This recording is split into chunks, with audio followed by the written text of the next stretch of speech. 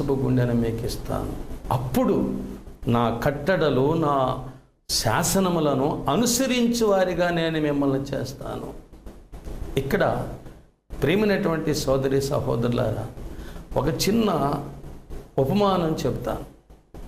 కొన్ని సంవత్సరాల క్రితమట ఒక పెద్ద ధనవంతురాలు, ఆమెకు ఒక ఆలోచన వచ్చిందట.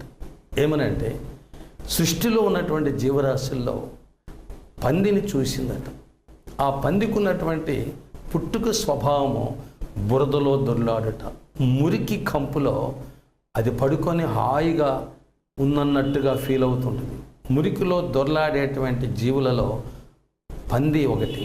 అది బైబిల్ గ్రంథంలో కూడా హేయమైన జంతువు అని, అపవిత్రమైన జంతువు అని బైబిల్లో వ్రాయబడింది. కోడెల్ని, ఎద్దుల్ని, గొర్రె పొట్టేళ్ళని, మేకపోతులను బలిస్తారు, కానీ పావురాలను, గువ్వలను బలిస్తారు, కానీ పందిని బలివ్వమని బైబిల్లో ఎక్కడ వ్రాయబడలేదు. అది అపవిత్రమైన జంతువు, దేవుని పూజకు పనికిరానటువంటి ఒక జీవి.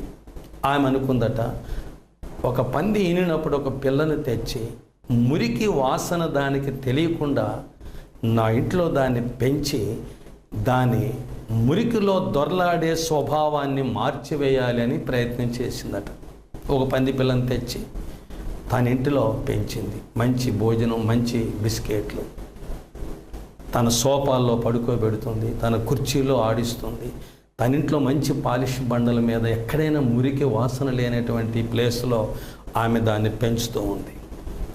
దానికి మంచి స్నానం చేయించి, దానికి పౌడర్ సెంట్ కొట్టి, దాన్ని చాలా ముచ్చటగా, ఎందుకంటే ఆ మురికి స్వభావము, మురికిలో దొర్లాడే స్వభావము దానిలో నుండి తీసివేయాలని ఆమె ప్రయత్నం చేసిందట.